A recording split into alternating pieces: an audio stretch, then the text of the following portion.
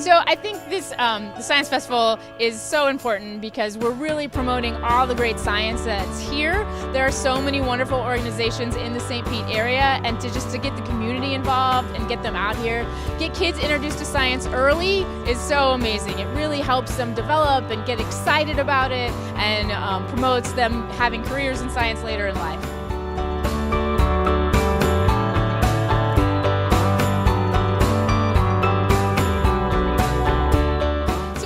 Fire Quest today, and it's about the fire triangle and how to get a fire started. It's a great activity for kids and adults. It's always fascinating, but we're showing them the basics, like how it takes the three things of the fire triangle: oxygen, heat, and fuel. And so our fuel today is the tinder, which is Spanish moss, and monkey's fur, which are things that come from different plants here in Florida. They have funny names, but it's Spanish moss and from the palmetto tree. And we also have some dryer lint, and we have three different ways of lighting the fire today: the magnifying glass, which we have such great weather, it's a perfect day for it; flint and steel, which creates a spark; and also we're using 9-volt batteries and steel wool, which also creates a spark through the energy in the battery.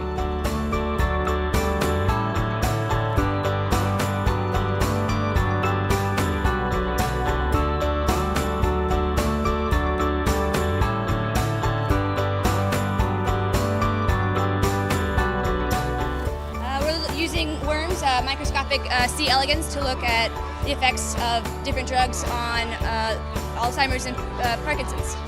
It's a model organism that we're able to utilize for neurological diseases. Yeah, so we're just kind of stressing the point. It's like you look at the plate and you don't see anything, but then when you look through the microscope, like, you can see them very clearly, and they're a very useful organism that we can use to look at these diseases that we see in humans, and that we actually can test the drugs, and there is that correlation between them and us, as crazy as it seems.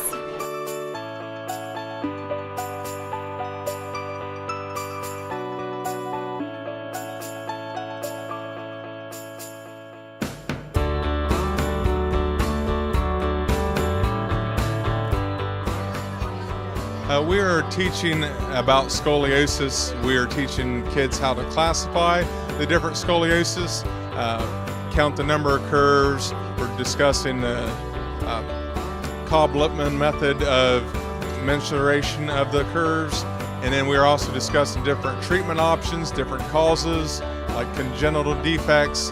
We're also talking about normal curves in the spine from the side, and how those abnormal curves can cause spinal degeneration over time.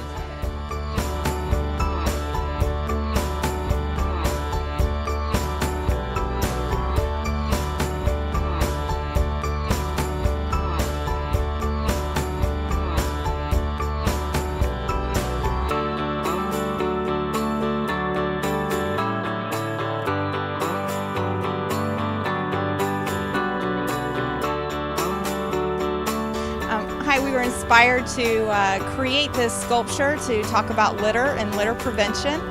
We have created a vortex, which is a water current pattern found out in the ocean, where trash from our streets travel to the ocean and accumulate. And in doing that, we were hoping to allow people to have a conversation, a long-lasting conversation about litter prevention. So we have activated 2,000 people in the St. Petersburg area through art workshops and coastal cleanup projects to create the inside of the sculpture, which is all made from reclaimed and recycled plastic from the St. Petersburg area.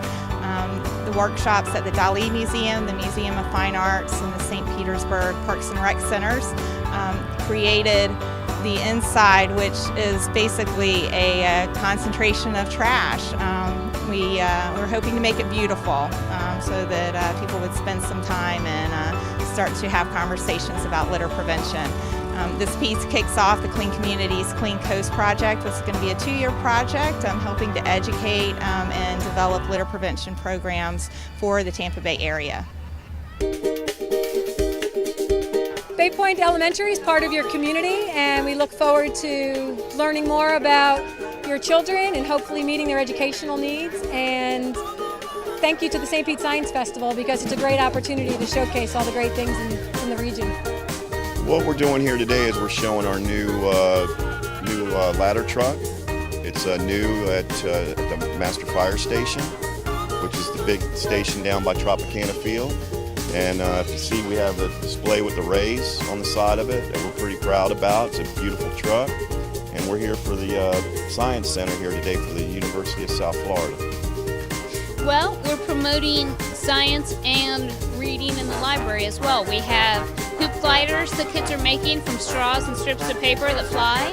We've got recipes for slime as well as demonstrating slime. And we have mad scientist hair hats that the kids are decorating to wear. Well, our presentation today is all about our stormwater that we get in the city of St. Petersburg, and what we like to do is to keep the water we see behind us clean, particularly of floatable trash and other pollutants in there. So our display here is meant to educate the kids, who are also going to help educate our parents on things we need to do to keep our water clean. I think bringing all of the community out here on such a beautiful day and showing them all the different ways that science interacts with their life is an important part of our community.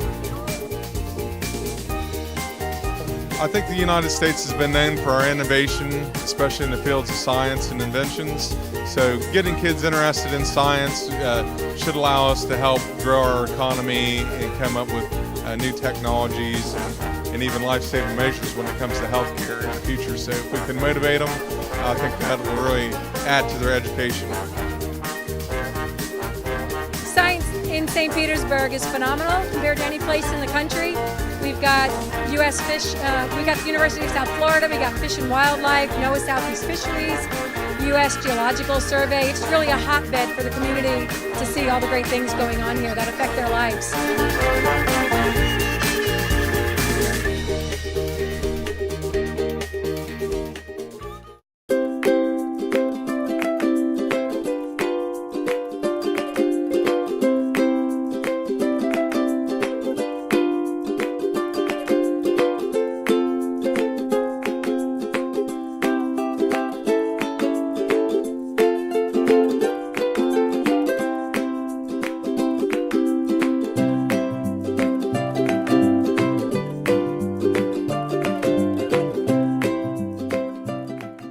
It certainly is an honor to be here today to dedicate this Bayway structure.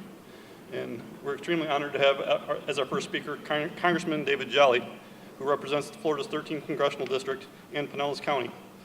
Please welcome me, Congressman Jolly.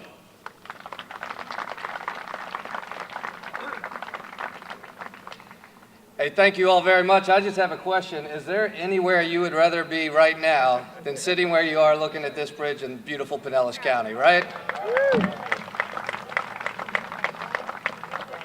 I've only been in this position 6 months, and I know enough that some of you have been working decades to get this done. So I'm not about to take credit for having a strong role in this, but what I am going to tell you is infrastructure should not be a partisan issue.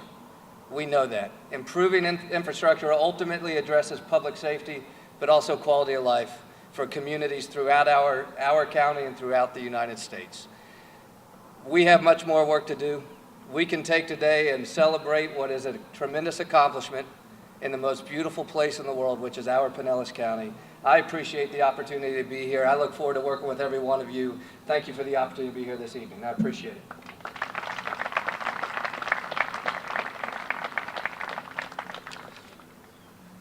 Thank you, Congressman. Now it's my pleasure to introduce State Senator Jeff Brandes, representing the 22nd District. Senator Brandes is the chair in the Senate for the Transportation Committee, and he's a very good friend of Florida DOT. Please welcome Senator Brandes.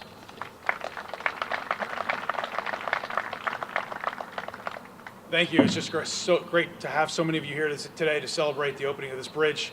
This is a great project for the residents of this area and the Tampa Bay community. And we're excited to be a part of this, excited for the work that was done, the jobs that were created, and the many jobs that will lie ahead for the residents of Tampa Bay. So with that, I'll say thank you so much. God bless you, and turn it back over to Dave.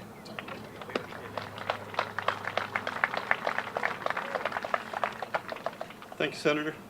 Next, I would like to introduce State Representative Kathleen Peters, representing the 69th District.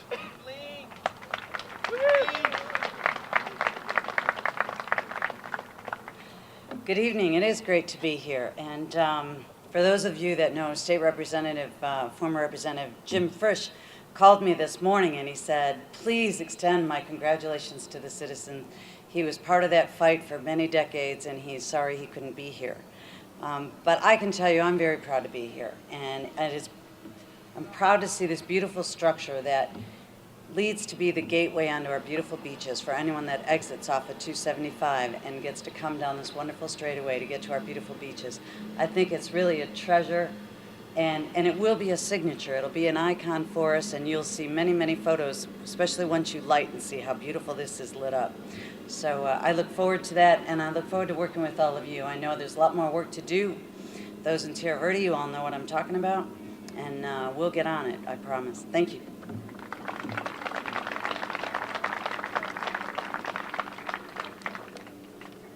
Thank you, Representative Peters. And I would like to introduce Representative Rutan to say a few messages. Thank you. Thank you very much for this opportunity. I represent east of 34th Street, so Representative Kathleen Peters and I but I also am the only state representative in Pinellas County that has the Skyway Bridge in his district.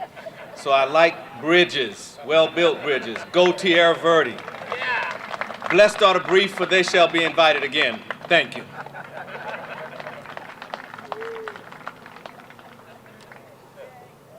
Thank you, Representative.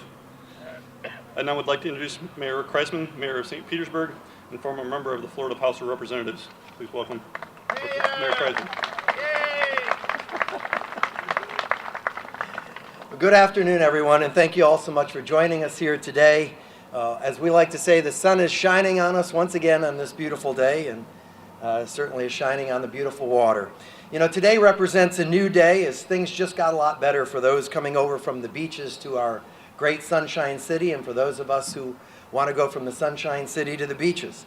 I'd like to say a thank you to the St. Petersburg City Council, to the City Council of St. Pete Beach, the Florida Department of Transportation, and the MPO for all of their work in bringing this beautiful bridge to fruition.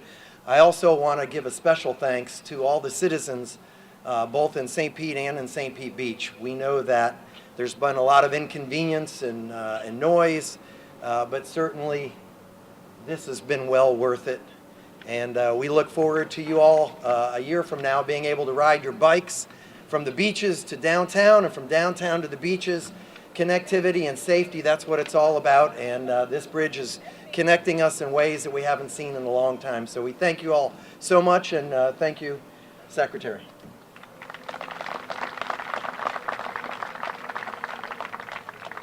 Thank you, Mayor. It's now my pleasure to introduce Mayor Marie Lowe, Mayor of St. Pete Beach.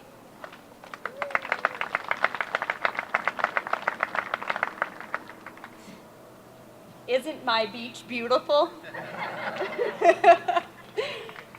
You'll now be going over this beautiful bridge and seeing the Gulf of Mexico and our iconic Don Cesar.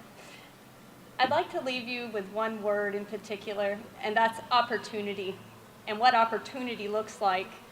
Opportunity looks a lot like hard work, and it was hard work to get this bridge into place and to get it to fruition. Hard work looks a lot like wise decisions. Wise decisions were required to get this bridge built in a way that honors our coastline, protects our manatees along the way, and makes sure that we're taking care of our beautiful Bay estuary. Hard work also looks a lot like preparation, and I want to thank all of those that are here today that helped prepare for this day, keeping those that were building this bridge safe Thank you, FDOT. Keeping our residents informed with monthly meetings that we all knew were reliable. Weekly meetings. And then finally, opportunity looks a lot like diligence. Staying the course, being patient with the construction, patient with the noise, and making sure that we could all be here to celebrate today, for the opportunity to be here to celebrate today. And so I want to thank you for letting our city be a part of that, joining us to our sister city. And I, in particular, am a bridge troll. That's my neighborhood, and I live at the west end of Vina del Mar.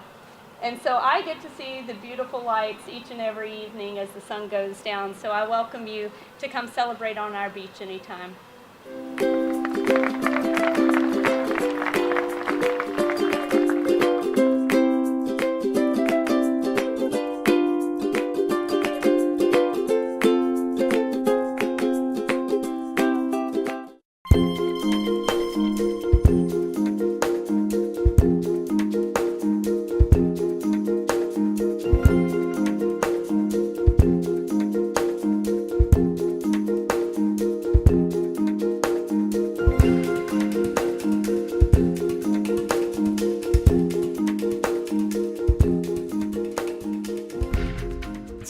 To welcome you all this morning as we break ground on a new building for the Petersburg College of Business.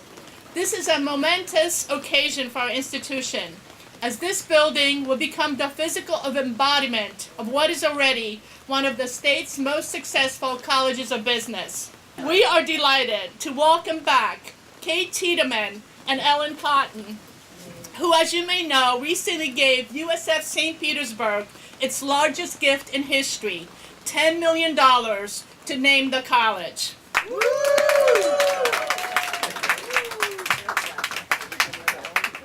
We are still reeling from the excitement this gift has generated. Our interim dean, Gary Patterson, is with us this morning. There he is. As well as many of the faculty and students who will teach and learn in this beautiful new building. A warm welcome, a sunny welcome to all of you. The Kate Tiedemann College of Business was established in 2003. It is duly accredited by ASCSB in both business and accounting, a distinction held only by 1% of the 16,000 business colleges in the world. Our online MBA is ranked among the nation's top 100 by U.S. News and World Report. The entrepreneurship program is winning national accolades.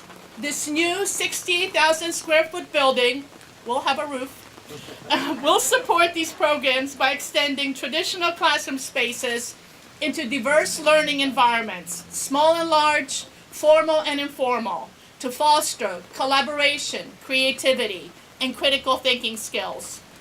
Influenced by regional connections to sun and water, the stunning new building will carve out 3 openings in its volume to allow sunlight and landscape to penetrate internally and to become part of the learning experience.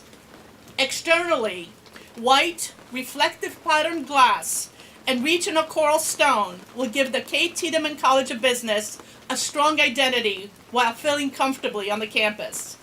This building will feature 4 stories, and we'll bring together under one roof our students and our 40 distinguished faculty, 90% of whom have terminal degrees in their fields and are engaged in research. State-of-the-art facilities will better prepare our students for jobs that are high in demand in Florida, including accounting and finance. A Bloomberg trading room will better prepare finance students for lucrative jobs in investment firms. Instructional spaces designed to facilitate team learning will better prepare accountancy students and group-based work models being used in the field today. Our community will benefit from this new building as well. Active learning environments will only strengthen our ability to develop and maintain important business and community partnerships. New accelerator labs will provide entrepreneurship students with an opportunity to work with local startups to develop the skills they'll need to compete in a marketplace themselves. A 200-seat amphitheater will provide an ideal venue for events. Over the last few years, we have received tremendous support for this building. The city and the St. Petersburg Chamber of Commerce made the project a top legislative priority. Our legislative delegation worked tirelessly to tout the importance of the college and this building to Pinellas County. We break ground today thanks to the appropriations we received to date, a total of $15 million thus far. And with program support from Kate Tiedemann, we're all ready to grow our student capacity and our reputation of excellence. This project is an outstanding example of the world-class academic programs and research capacity all of us in Florida have come to expect from the state university system. And now it is my pleasure to introduce the leader of the USF system, President Judy Ganschaft. Judy? Well, this is all so exciting, and again, I want to thank Kate Tiedemann and Ellen Cotton. Thank you so much for the generosity, and we're all looking forward to the new USF St. Petersburg College of Business, but never without the Tiedemann name first. So that is very exciting. I know it's out, everybody's out there and raining, but I'm so glad that you're here. It is quite a celebration. Go Bulls. Okay, thank you. And now I would like to introduce our mayor, Mayor Rick Kreisman. Mr. Mayor. Thank you, Chancellor Wisniewska. Thank you, President Ganschaft, for that introduction, and thank you, Ms. Sembler and Dean Patterson. I also want to recognize Stephanie Labley from Congressman David Jolly's office, who's with us here today, and former St. Petersburg mayors Rick Baker and Bill Foster.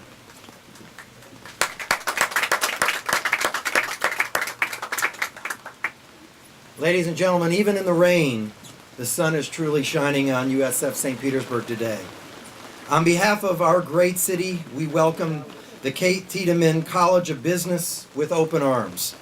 This new addition to USF St. Petersburg campus only serves to reinforce what we already know about this great university, that it is a gem in the heart of St. Petersburg. In St. Petersburg, exciting things are happening everywhere.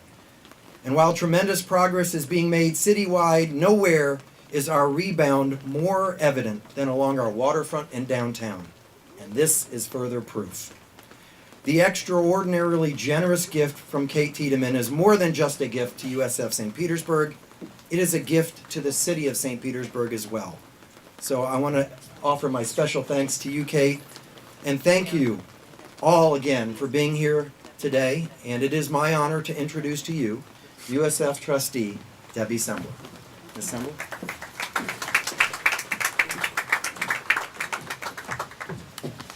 Thank you, Mayor Kreisman. We are making lemonade out of lemons today, aren't we? What an extraordinary day for USF St. Petersburg. Extraordinary fall for the USF system. It has been a joy for me to watch this project take shape. We've all long understood how critical this building is to the campus, how important it is to be able to create a home for this institution's award-winning programs, its faculty, and most importantly, its students. Together, with programs that complement those offered at USF Tampa, we will continue to serve the needs of a growing population. As chair of the USF St. Petersburg Campus Board, I've had the pleasure over the years to get to know many of the business faculty and students.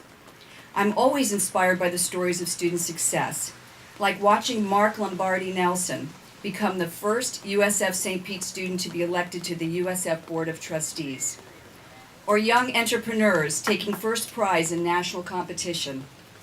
I am proud to have been able to play a role in bringing this dream to fruition, and very proud to be with you all today.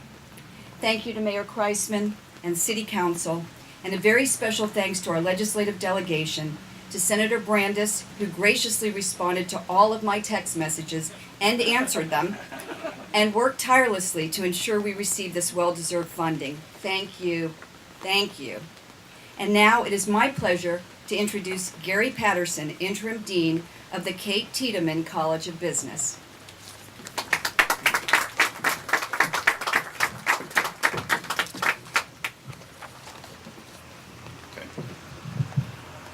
Thank you, Trustee Simpler, and good morning. It's my pleasure to be here and to see so many of our students and faculty here to celebrate this remarkable achievement. This new building means so much to us all. This fall, nearly 1,200 undergraduate and graduate students are enrolled in the Kate Tiedemann College of Business.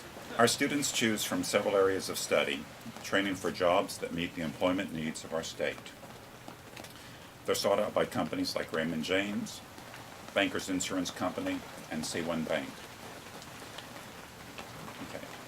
The Kate Tiedemann College of Business will enhance the education experience of our students and faculty, increase our opportunities for community engagement, and underscore our commitment to excellence. Our sincerest thanks to all who made this possible, and to our students and faculty who have inspired this beautiful new building. I invite our speakers to please join us now to mark this occasion in photos in the rain. Thank you all for being here.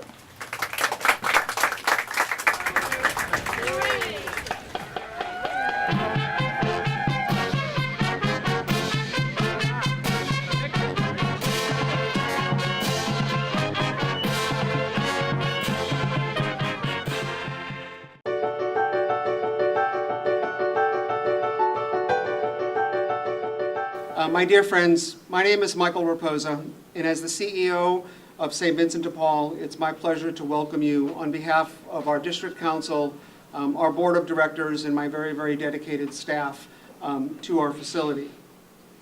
The Society was born in 1833 in Paris, France, at a time depicted best in the opening scene of Les Miserables. 181 years later, we are proud to continue to be of service to the poor and to the needy of our community. The Society began work here in St. Petersburg in 1961 to assist with the homeless problem in downtown St. Petersburg at that time. And we've come a long way since those humble beginnings. This year, St. Vincent de Paul served 187,000 meals out of the chairs that you're sitting in right here in this dining room to the hungry. We provided over 25,000 shelter stays and 8,900 showers to the homeless strangers that have greeted us at our door. Our 9-month day center pilot program that we did as a trial at the request of the city served over 1,100 individuals in 33,283 service transactions here in this building. And while all of these statistics may seem impressive or perhaps even shocking to you, the fact that St. Vincent de Paul permanently rehoused 303 families last year, of the 341 reported countywide, is one of our proudest statistics. This means that the dream of permanent housing became a reality for more than 300 families of our community. And this does not include the hundreds of small children now living next door at the Center of Hope that we are rehousing in an average of 23 days. Ending homelessness for all who seek it must be at our top priority. It is a goal that is within reach for our community for the first time in the history of Pinellas County, and it is time for us to respond. Probably the most famous person born into homelessness stated in the Gospel of Matthew that when we fail to feed the hungry, provide drink to the thirsty, invite the stranger into our home, to clothe the naked, or tend to the sick or in prison, it is as if we are doing it directly to him.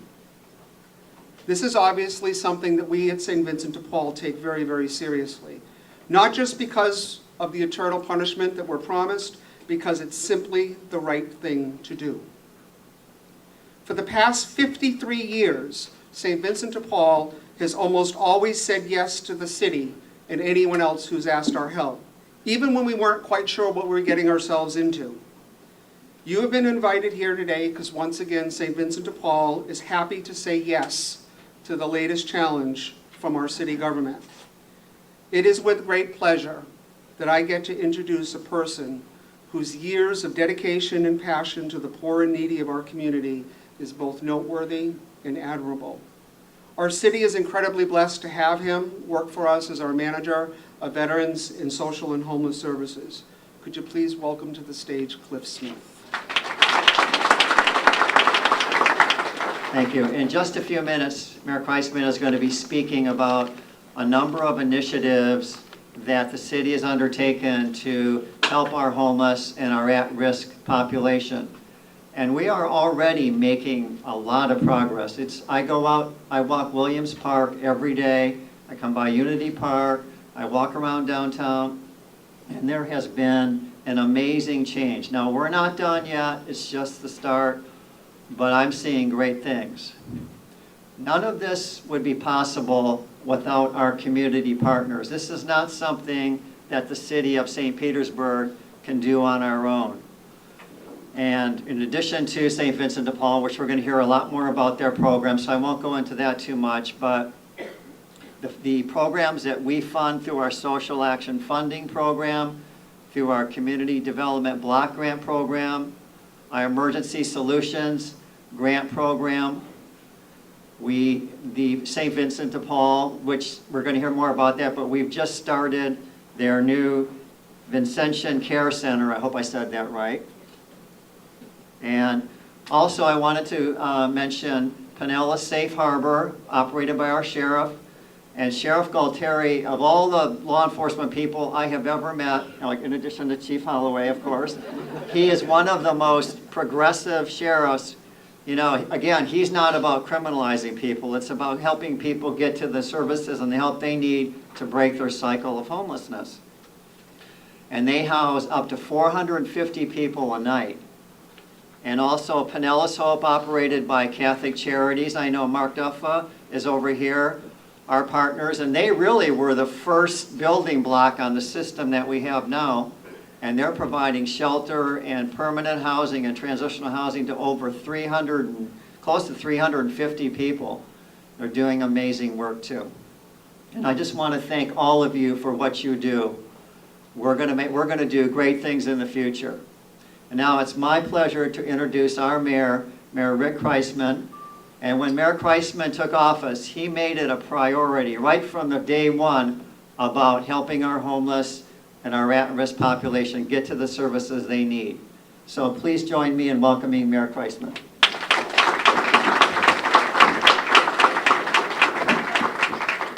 Good morning, everyone. Thank you, Cliff.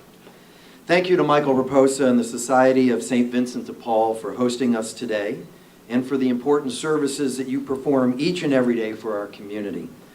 I also want to offer my congratulations to Michael for becoming chair of the Pinellas County Homeless Leadership Board. Like many of you, I've been painfully aware of the homelessness problem in our community for a long time. Since January, we've been taking steps to address this important issue. And the purpose of today's press conference is to highlight the important work that's been done so far to address and reduce homelessness in St. Petersburg. Now, shortly after I took office, our manager of Veterans Social and Homeless Services, Cliff Smith, and his team began working with St. Vincent de Paul to enhance the services they provide to our homeless population. At that time, St. Vincent's was operating an overnight shelter for adult homeless men and women with an average population of 70 to 75 people per night. This shelter opened at 9 p.m. and closed the following morning at 6 a.m. And when the guests left in the morning, most headed out to our downtown parks, libraries, and other public places until the shelter reopened the following evening. Simply put, they had nowhere else to go during the day. And this, of course, resulted in numerous complaints from our residents, business owners, and visitors. So to remedy this situation, our team worked with the management of St. Vincent de Paul to open a day services program to provide an indoor location during the daytime hours for our homeless.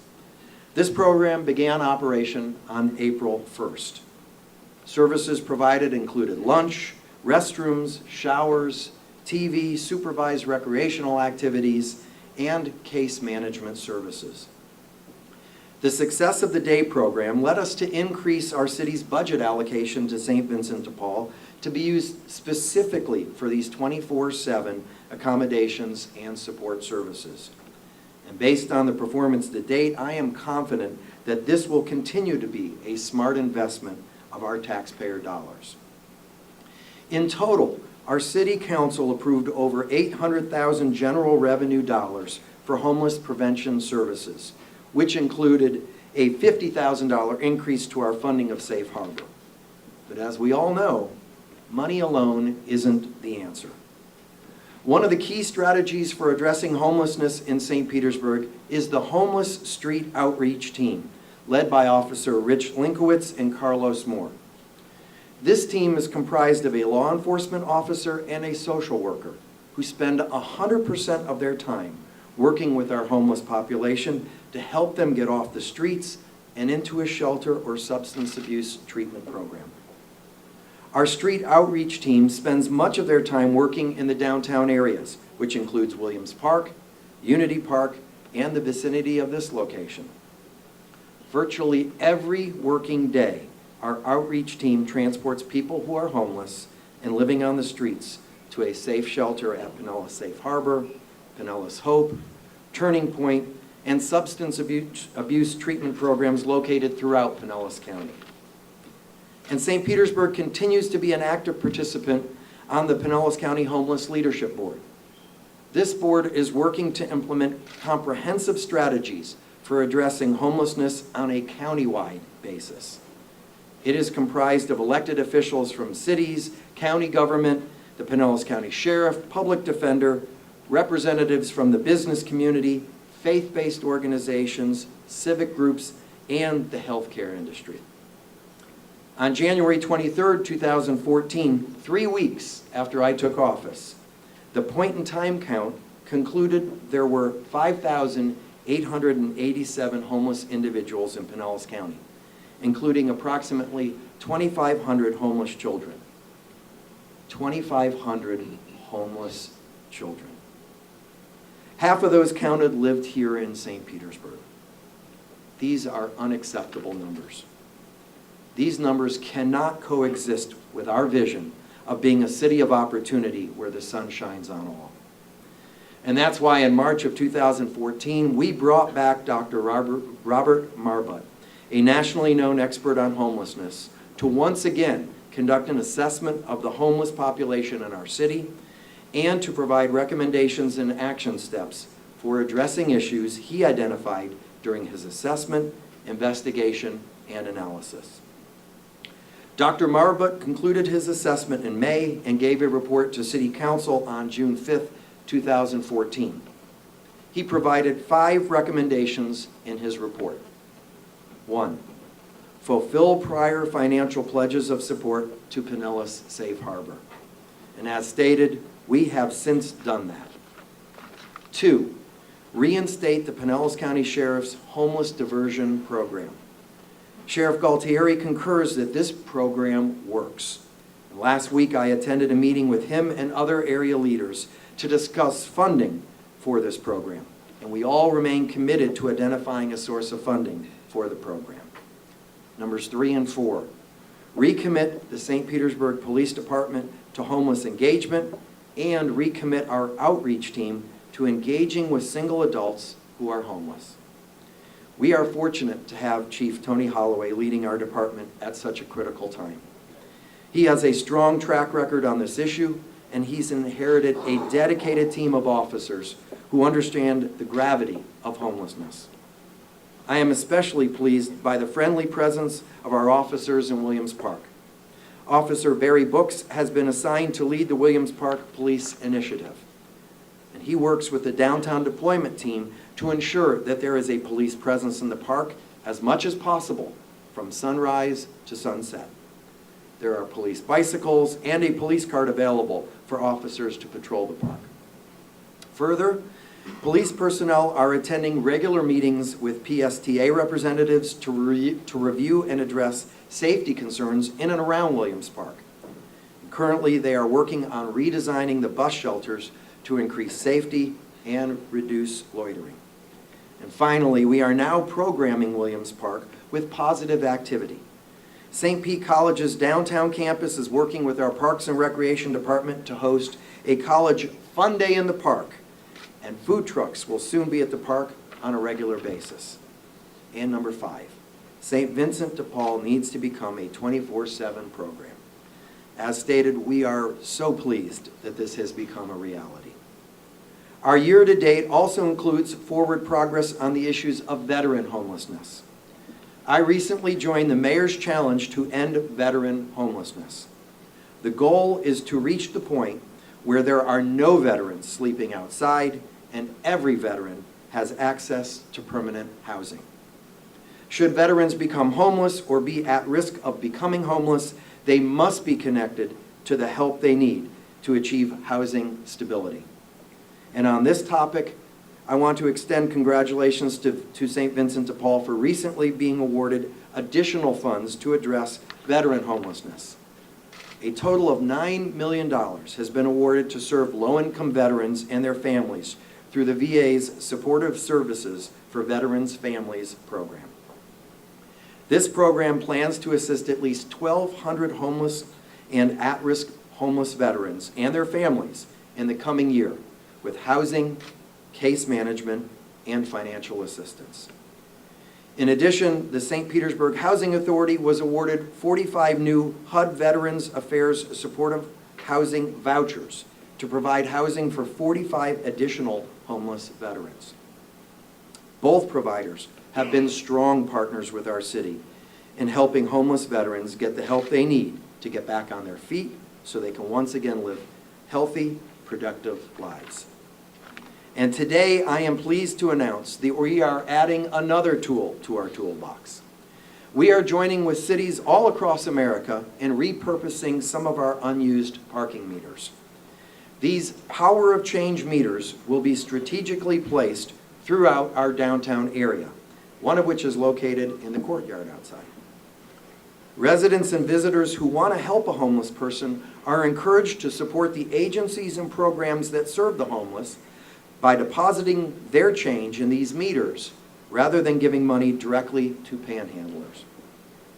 The City of Denver has installed nearly 100 of these meters and collects approximately $100,000 annually from them.